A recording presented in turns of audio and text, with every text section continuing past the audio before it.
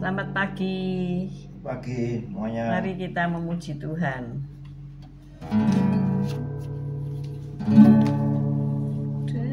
Dengan segenap hati, dengan segenap jiwa, dengan kekuatanku, ku sembah Kau Tuhan. Dalam kekudusan-Mu, ku angkat tanganku, ku rindu selalu dalam hadirat-Mu.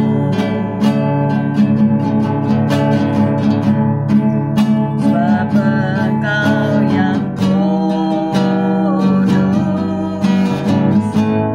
Anak Domba Allah. Darah-Mu tercurah di atas Kalvari. Sebab Engkau yang layak terima pujian, hormat dan kuasa, sekarang dan selamanya. Dengan segenap hati, dengan segenap jiwa,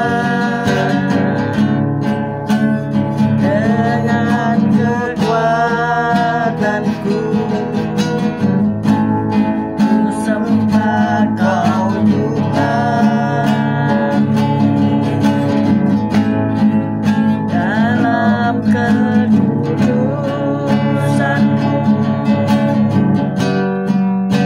ku angkat tanganku,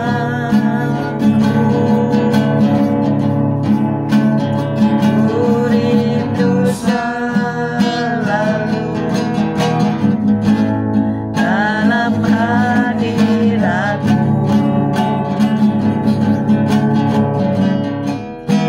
Sebab Engkau yang kudus, Anak Domba Allah. Darah-Mu tercurah di atas Kalvari. Sebab Engkau yang kudus,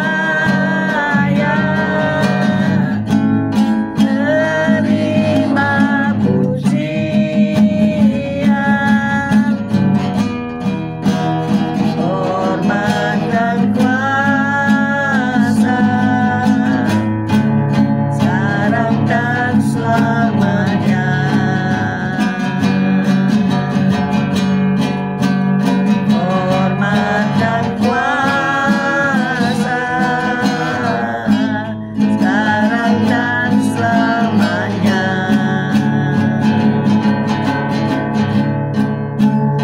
Hormat dan kuasa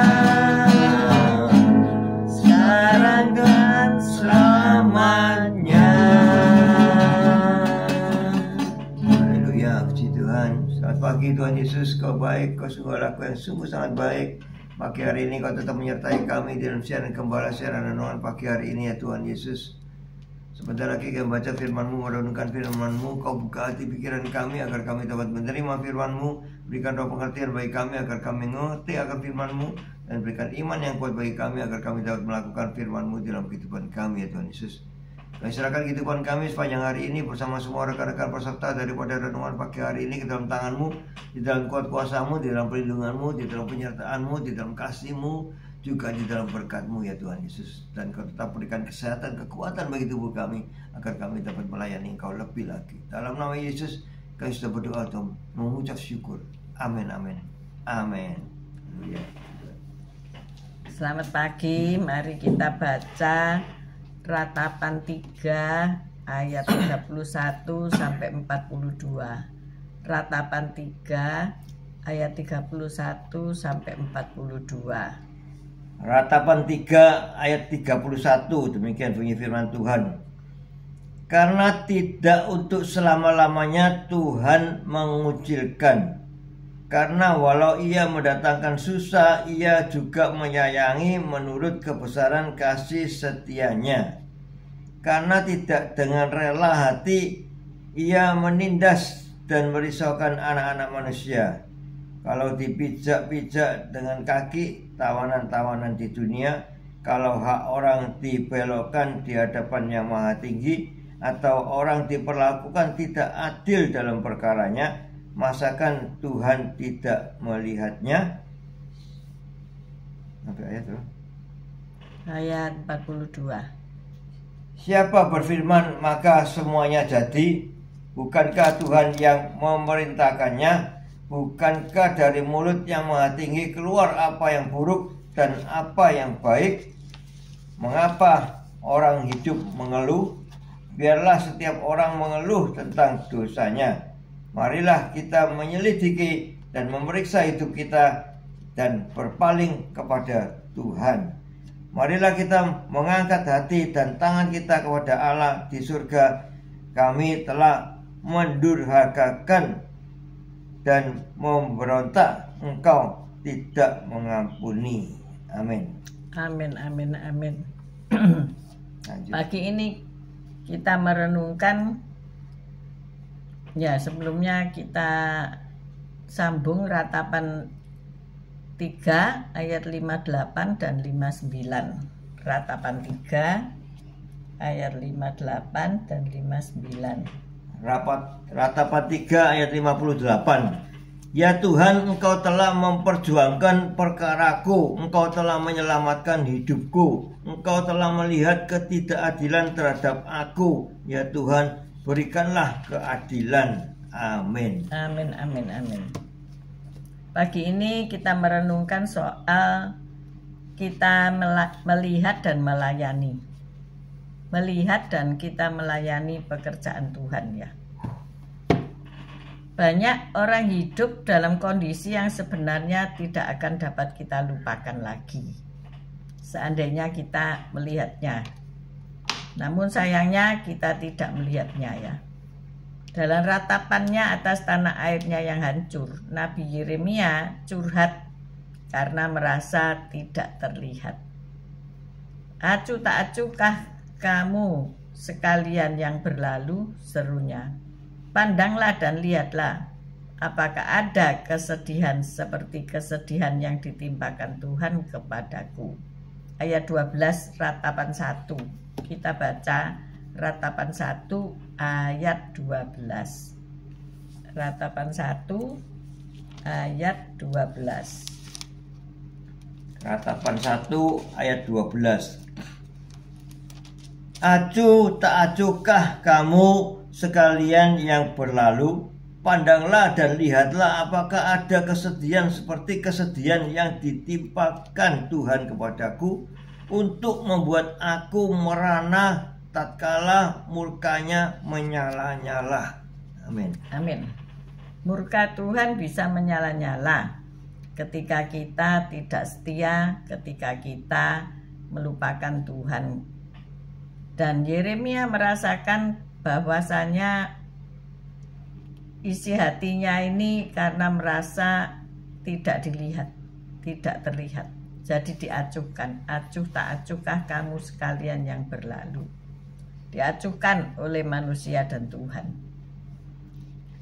Hati Yeremia sakit bukan hanya demi dirinya sendiri, tetapi juga demi semua orang yang tertindas. Kita membaca ayat 34 sampai 36 dari Yeremia 3. Yeremia 3 ayat 34 dan 36. Yeremia 3 ayat 34. Yeremia 3 ayat 34. Kalau dipijak-pijak dengan kaki tawanan-tawanan di dunia, kalau hak orang dibelokkan di hadapan yang maha tinggi, atau orang diperlakukan tidak adil dalam perkaranya, masakan Tuhan tidak melihatnya? Amin. Amin. Secara retoris Yeremia mengatakan demikian. Jadi kalau ada hak orang dibelokkan, kalau ada orang ditindak dengan tidak adil, kalau ada orang ditindas, masakan Tuhan tidak melihatnya? Jadi pasti Tuhan melihatnya. Namun Yeremia melihat pengharapan, tidak untuk selama-lamanya Tuhan mengucilkan, katanya di ayat 31 dan juga 58. Ya Tuhan, Engkau telah memperjuangkan perkaraku, Engkau telah menyelamatkan hidupku. Di sekitar kita ada kaum yang tidak terlihat oleh Allah, yang telah menebus kita, memanggil kita untuk melihat dan melayani mereka dengan kesanggupan yang dianugerahkan bagi kita. Bukannya Allah tidak melihat, tetapi dalam tanda kutip, seolah-olah Allah tidak melihat orang-orang yang terkucil, orang-orang yang tertindas, orang-orang yang terhinakan, orang-orang yang terpinggirkan, ya. Tetapi ketika mereka menjerit, meminta tolong, maka Allah akan bersegera menolong. Nah, masalahnya adalah seberapa banyak hari ini saudara pernah hidup dalam kondisi bisa melihat dan tidak melupakan. Mungkin Anda masuk dalam pelayanan orang-orang terpinggirkan, ya. Ada orang-orang yang tinggal di bawah jembatan, dan itu ternyata ada orang-orang yang melayani mereka dengan mengajar anak-anak di bawah jembatan itu, ya, untuk istilahnya belajar bersama, ya, karena mereka tidak sekolah. Mereka mungkin dari desa dibawa ke kota, tetapi di kota tidak sesuai dengan pengharapan mereka, sehingga mereka tidak bisa hidup di perkotaan. Dan untuk kembali ke desanya mungkin mereka malu, ya. Mungkin stigma daripada orang-orang yang bekerja di kota kemudian membawa hasil pulang ke desa sukses, berhasil dan beruntung, itu mereka tidak mengalaminya, sehingga mereka tidak bisa lagi pulang ke desa, entah karena malu, entah karena aset di desa sudah terjual semua, tidak punya desa lagi, maka mereka hidup mengembara atau mengelana, atau dari satu kolong jembatan di bawah kolong jembatan yang lain, ya. Nah, inilah ketika saudara melihat dan melayani mereka, pasti ada sesuatu yang tidak akan dapat kita lupakan lagi, ya. Kita tidak akan lupa kepada orang-orang yang pernah kita tolong, orang-orang yang menderita, yang membutuhkan bantuan kita. Mungkin juga tidak hanya di tempat-tempat tertentu, tetapi juga coba dilihat di dalam lingkungan saudara sendiri. Di lingkungan RT saudara, di lingkungan saudara bekerja, di lingkungan saudara beribadah, pastilah ada orang-orang yang hidupnya itu tertindas ya. Nah, seolah-olah Tuhan lupa sama mereka, seolah-olah ya. Tetapi sebetulnya itu Tuhan tidak melupakan mereka. Amin. Masakan Tuhan tidak melihatnya, kata Yeremia. Namun Yeremia juga melihat satu pengharapan. Tidak untuk selama-lamanya Tuhan mengucilkan. Amin. Ada jemaat yang juga mengalami penindasan ketika suami masih ada dan suami tidak bekerja, menjadi stres kan, dan sang istri ini ditindas oleh suaminya. Justru sang istri yang cari pekerjaan, dapat pekerjaan, tetapi malah dianiaya ya. Bukan saja dimarahi tapi dianiaya. Sampai satu hari kemudian sang suami meninggal dunia. Maka bebaslah ia dari aniaya. Tetapi ketika saya tanya, bagaimana suamimu sudah meninggal, jadinya engkau merdeka, tidak dianiaya. Tapi dia menangis dan berkata, sekarang tidak ada yang akan melindungi aku. Di daerah dia hidup, orang-orang akan berani terhadap aku. Dan aku tidak ada yang melindunginya lagi. Memang sang suami ini galak ya. Jadi semua tetangga juga tahu bahwa suami ini mudah cepat untuk marah ya. Pak Gem pernah melayani, tapi sang suami ini tegar tengkuk ya. Dia tetap berjalan kaki ketika dia diajak untuk naik ke dalam mobil karena rumahnya cukup jauh. Nah, seperti itulah orang-orang yang kita layani ya. Kita melihat dan tidak bisa melupakan. Dan hari ini sang istri juga merasa tertindas lagi. Karena dia diambil dari lingkungan yang terdahulu, pindah rumah, pindah kontrakan gitu ya, yang lebih nyaman menurut mereka, dan ia tinggal lebih sempit, rumahnya lebih sempit, tapi rasanya lebih mudah untuk dibersihkan. Kalau rumah yang dulu ada halaman, rumahnya luas, lebar, dan banyak barang, karena senantiasa orang memberi ya, memberi baju-baju, memberi barang-barang yang tidak dipakai, dan semuanya itu ditumpuk dalam rumah itu. Dan rumah yang baru karena kecil, maka tidak bisa menampung semua harta benda yang dia kumpulkan itu. Tetapi kemarin kembali dia bilang, aku nggak bisa hidup seperti itu. Anak-anakku memang menjamin kehidupanku. Tetapi memang anak tidak bisa memenuhi seluruh kebutuhan kehidupan orang tua ya. Ya sangat minim kalau dia tidak lagi mencari barang-barang untuk dijual. Barang-barang yang biasa dicari adalah barang-barang bekas untuk dijual. Maka ia merasa tidak damai sejahtera, kurang gitu ya, merasa tidak hidup ya. Kembali ke habitatnya yaitu menjadi pemulung kembali. Ya dia suka memulung gelas-gelas untuk dijual. Sebetulnya bagus ya, karena dia tidak menipu, dia tidak merampok, dia tidak jadi preman, dia tidak premanisme, tetapi melakukan justru kebersihan lingkungan ya. Dan dia mendapatkan uang daripada hasil dia mengumpulkan barang-barang bekas itu. Nah inilah ketika kita ini melayani orang-orang yang demikian, kita tidak bisa melupakan ya. Kita tidak bisa melupakan mereka yang sudah menderita demi Kristus Dan luar biasanya ia tetap beriman kepada Yesus. Walaupun kehidupannya tidak seperti yang kita bayangkan, tidak seperti yang kita harapkan, tetapi dia memilih kehidupannya yang merdeka itu ya, yang happy ya.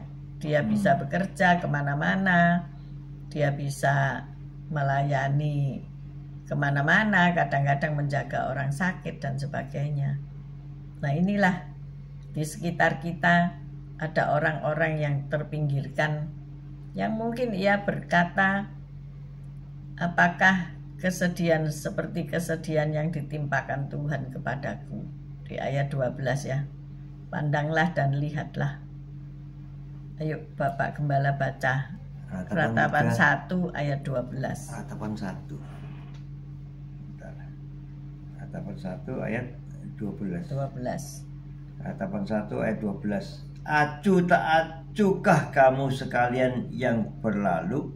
Padanglah dan lihatlah, apakah ada kesedihan seperti kesedihan yang ditimpakan Tuhan kepadaku, untuk membuat aku merana tatkala murkanya menyala-nyala. Nah, seringkali perasaan seperti ini menimpa kita ya. Walaupun kita tidak sungguh-sungguh tertindas seperti yang diutarakan oleh Yeremia. Kita tidak sungguh-sungguh tertindas seperti orang-orang yang terpinggirkan itu. Tetapi kita tertindas oleh pikiran-pikiran kita yang negatif. Kita tertindas oleh karena media sosial ya, yang mengomentari segala gerak-gerik kita. Maka ingatlah, Yeremia sudah berkata bahwa Tuhan itu mengindahkan kita. Masakan Tuhan tidak melihatnya ketika kita ditindas, kita dikuyo-kuyo, kita dihina-hina? Masakan Tuhan tidak melihatnya? Dan Yeremia melihat pengharapan tidak untuk selama-lamanya Tuhan mengucilkan. Amin. Amin. Tidak untuk selama-lamanya Tuhan itu membiarkan kita sengsara. Sebab masa depan itu sungguh ada dan harapanku tidak akan hilang. Pagi ini biasanya ibu yang jadi ini tadi kembali ke habitatnya menjadi pemulung, dia punya target ya. Saya juga sudah tidak ingat-ingat lagi, semuanya sudah 3 tahun sudah berlalu, tahun 2022 dia katakan dia punya pinjaman kepada saya gitu loh. Nah ini dia bekerja, ini mungkin mengumpulkan uang ya untuk membalikan. Oh, saya bilang, loh sudah itu bebas, sudah tidak ada pinjaman itu lagi. Oh tidak bisa Pak, saya harus bayar, nanti saya kalau mati tidak bisa merem, katanya. Waduh. Wah, ini hanya berapa, tidak banyak ya. Tidak banyak, tapi dia mempunyai hati yang, mempunyai niat yang luar biasa gitu ya. Nah itu makanya, waduh, saya sampai gimana ya. Saya sudah berlalu itu sudah 3 tahun kok. Kami aja sudah lupa ya. Iya, jadi dia masih ingat hal itu ya. Jadi luar biasa. Dia mungkin tegar ya, dia. Ya sudah biasa bekerja sih. Iya, wajahnya berseri-seri ya. Ada seorang yang katakan, ibu ini sama ibu itu tua mana? Ya pasti tua ibu ini toh. Dia katakan, tapi wajahnya itu loh ceria kayak masih muda. Dia walaupun bebannya itu berat sekali ya, kita seolah tidak mampu ya kalau dia hidup seperti dia ya. Tapi luar biasa ibu ini, dia tegar, dia ya, karena hatinya murni ya, tidak ada maksud apa-apa gitu loh. Jadi luar biasa. Bisakah kita menjadi seperti dia?